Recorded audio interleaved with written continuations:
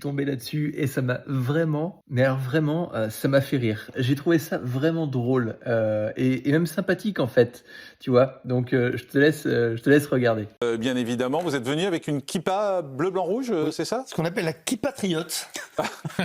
Pourquoi? Parce que devant cette annonce épouvantable de mettre des drapeaux de Palestine partout, le jour de Rosh Hashanah, parce qu'aujourd'hui, c'est le nouvel an juif, où les Français de confession juive sont des citoyens à part entière, exemplaires, reconnus comme exemplaires, et qui prient chaque samedi matin, le jour de Shabbat, pour la République française. Donc aujourd'hui, comme c'est Rosh Hashanah, on a distribué des petites kippatriotes, avec le drapeau bleu, blanc, rouge, que vous pouvez customiser, pour la mettre dans toutes les synagogues, pour montrer qu'il n'y a qu'un seul drapeau qui compte, c'est celui de la République française. Ouais, non, c'est vraiment très drôle.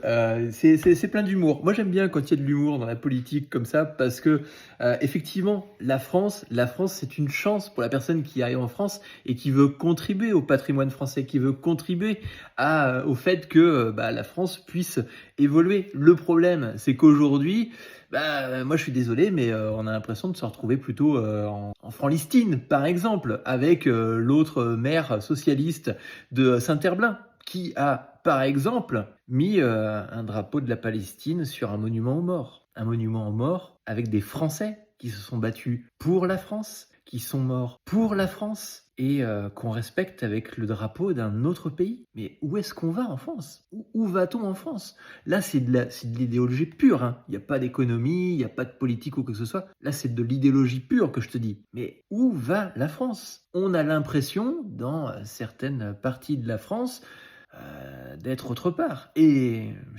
moi, j'habite à la campagne. Et même à la campagne, on en est venu à ne plus respecter les valeurs de la France parce que c'est cool de respecter les valeurs des autres pays qui sont potentiellement en difficulté. Mais la France est en difficulté aussi. Le peuple français qui se lève tous les jours, qui se retrouve probablement dans des quartiers où il est moins bien accueilli sur son propre territoire que d'autres, et qui doit aller bosser pour financer une partie des personnes qui arrivent en France et qui ne respectent même pas le territoire français. Et quand j'entends un petit discours comme ça, je trouve ça sympathique et je voulais te partager ça parce que ça prouve une chose, c'est qu'il y a des gens qui sont en France et qui respectent encore la France et il faut les mettre en valeur.